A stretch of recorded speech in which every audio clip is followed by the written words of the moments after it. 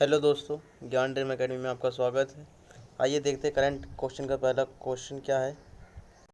ये रहा आपके सामने। बोल रहा है, अमेरिका की निजी equity company silver lake partners के लिए किस भारतीय कंपनी को 5,655.75 करोड़ रुपए में 1% हिस्सेदार बनाने जा रही है। ठीक है, तो क्या कौन सी कंपनी है? ये रिलायंस जियो। ठीक है, रिलायंस जियो की कंपनी है जो कि अमेरिका की निजी equity company silver lake partners के ने भारत की टेलीकॉम कंपनी रिलायंस जियो में 5,655.75 करोड़ रुपए में 1% हिस्सेदारी खरीदी है। ठीक है, 1% की क्या खरीदी है? हिस्सेदारी खरीदी है।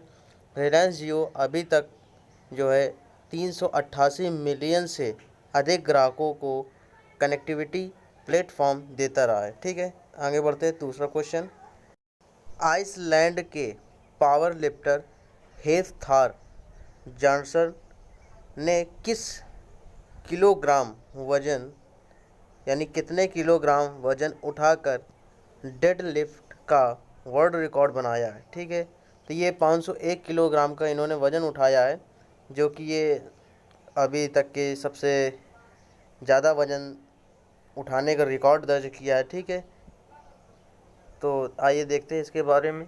इससे पहले किसने क्या किया था, किनका रिकॉर्ड इन्होंने तोड़ा है, तो आइए देखते हैं। आइसलैंड के पावर लिफ्टर हेफ थार जॉनसन ने हाल ही में थार पावर जिम में 501 किलोग्राम वजन उठाकर पिछले ब्रिटेन के एडी का 500 किलोग्राम वजन का रिकॉर्ड तोड़कर नया वर्ल्ड रिकॉर्ड बनाया है। ठीक है, एडी का इन्होंने वर्ल्ड रिकॉर्ड तोड़ा है, जो कि कहाँ के थे? ब्रिटेन के रहने वाले। ब्रिटेन के रहने वाले रिकॉर्ड जो थे उनका क्या नाम था? एडी, जिन्होंने पहले वर्ल्ड रिकॉर्ड बनाया था 500 किलोग्राम उठाकर।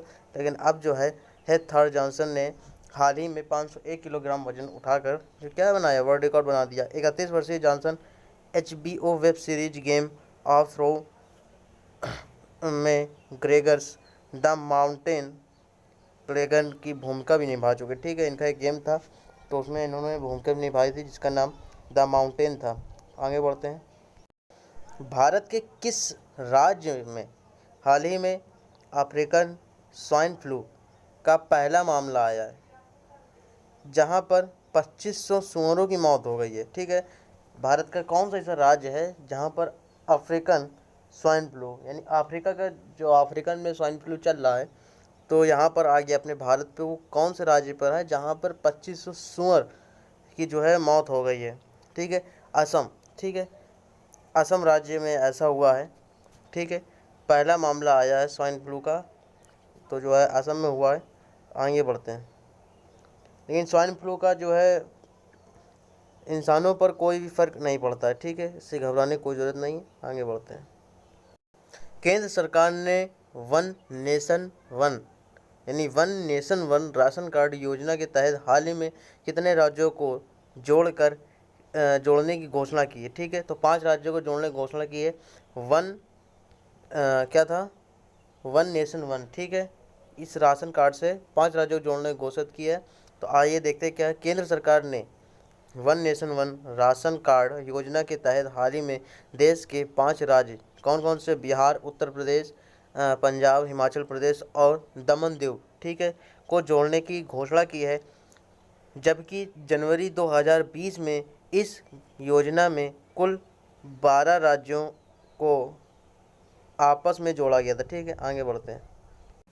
निम्नलिखित में से किस राज्य सरकार ने बिना PSV वैज वाले ई रिक्शा मालिकों को 5,000 रुपये आर्थिक सहायता राशि देने की घोषणा की है? ठीक है, तो दिल्ली सरकार ने लॉकडाउन के बीच दिल्ली के ऑटो, टैक्सी व ई रिक्शा ड्राइवरों की मदद के लिए सरकार PSV बैज धारकों को 5,000 रुपये की आर्थिक सहायता राशि देने की घोषणा की है, जिससे के लिए यूज़र को दिल्ली सरकार के परिवहन विभाग की वेबसाइट पर आवेदन करना होगा। ठीक है, आवेदन करेंगे तभी मिल पाएगा। आगे बढ़ते हैं। सरदार पटेल राष्ट्रीय एकता पुरस्कार के लिए नामांकन आमंत्रित करने की तिथि बढ़ाकर सरकार ने कितने कर दी है? तो 30 जून 2020 कर दी है। सरदार पटेल राष्ट्रीय एकता पुरस्कार के लिए नामांकन आमंत्रित करने की तिथि बढ़ाकर सरकार ने 30 जून 2020 कर दिया है। सरकार ने इस पुरस्कार की घोषणा राष्ट्रीय एकता व अखंडता को बढ़ावा देने के लिए की थी। ठीक है, आगे बढ़ते हैं।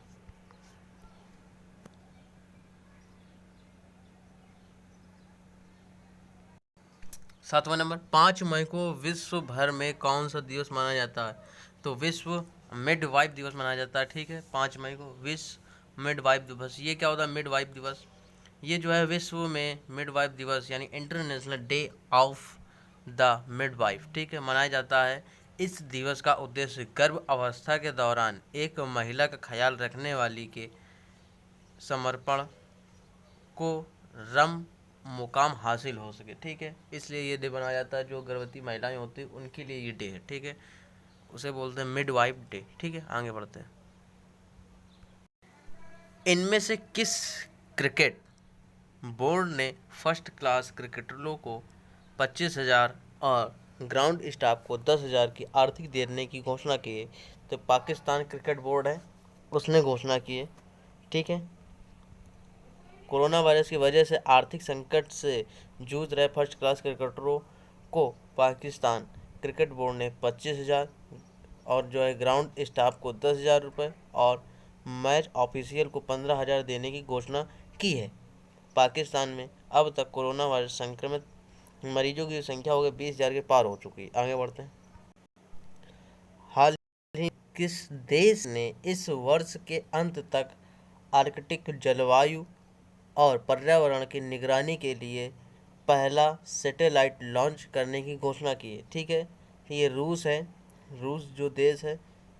ठीक है, रूस ने हाल ही में इस वर्ष के अंत तक आर्कटिक जलवायु और पर्यावरण की निगरानी के लिए पहला सैटेलाइट लॉन्च कर दिया है।